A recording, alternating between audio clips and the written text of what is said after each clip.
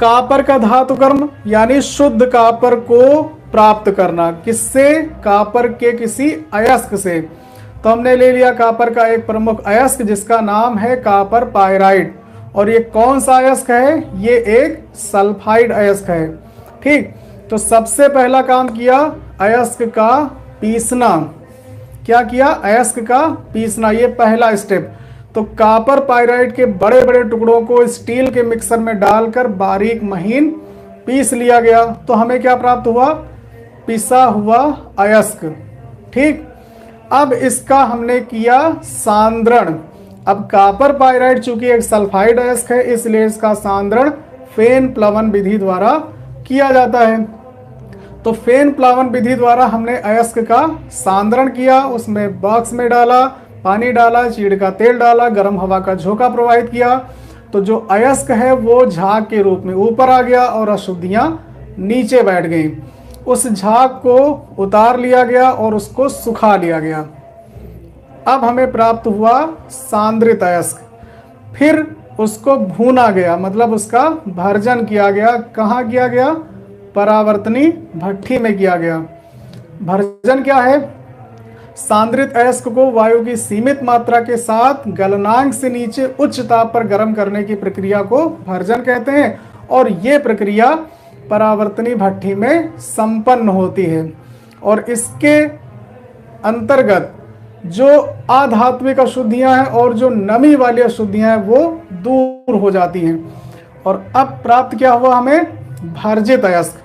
अब इस भर्जित अयस्क में वो सारी अशुद्धियां हैं जो अगलनीय है, मतलब बिना गले वो दूरे नहीं होंगी। तो भर्जित अयस्क में कोक और सिलिका मिलाकर पिघलाने की प्रक्रिया प्रगलन कहते हैं। और ये प्रक्रिया संपन्न होती है वात्या भट्ठी में।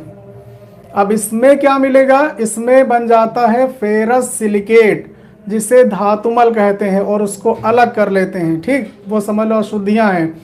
और नीचे जो तली में बैठ जाता है वो है क्यूप्रस सल्फाइड और फेरस सल्फाइड का गलित मिश्रण जिसे मैट कहते हैं, वो हम अलग निकाल लेते हैं।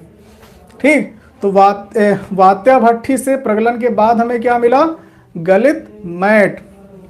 उस गलित मैट को हम डालते हैं कहाँ? बेसेमर परिवर्तक में। बेसेमर परिवर्तक क्या है? एक नाशपाती के आकार का एक उपकरण है जिसके अंदर अग्निसह ईंटें लगी होती हैं और मैग्नीशियम ऑक्साइड का अस्तर लगा होता है।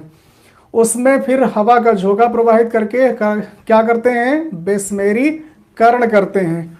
तो उसके बाद हमें प्राप्त होता है फफोलेदार कापर जो कि 98% शुद्ध होता है और 2% अशुद्धियां उसमें भी होती हैं। और इसको कहते हैं फफोलेदार कापर यानी कड़ा तांबा। अब इसको और शुद्ध करने के लिए हम क्या करते हैं? धातु का शोधन। और इसकी दो विधियां।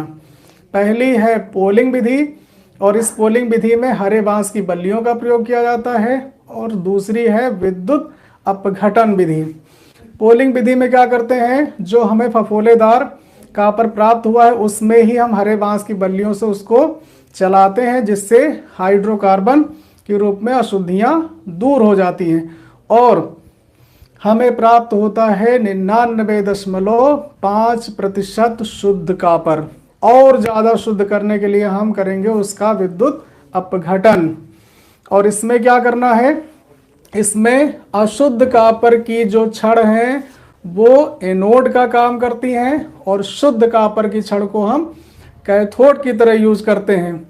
और विद्युत अपघट्य विलयन कापर सल्फेट का लेते हैं। ठीक, और विद्युत धारा प्रवाहित करते हैं। तो जो शुद्ध कापर है वो चला जाता है किधर? कैथोड की ओर। और कैथोड किसकी छड़ है? शुद्ध कापर की है। इसका मतलब शुद्ध कापर जाके कैथोड पर जमा हो जाता है और अशुद्धियां नीचे बैठ जाती हैं जिसे एनोड मड कहते हैं।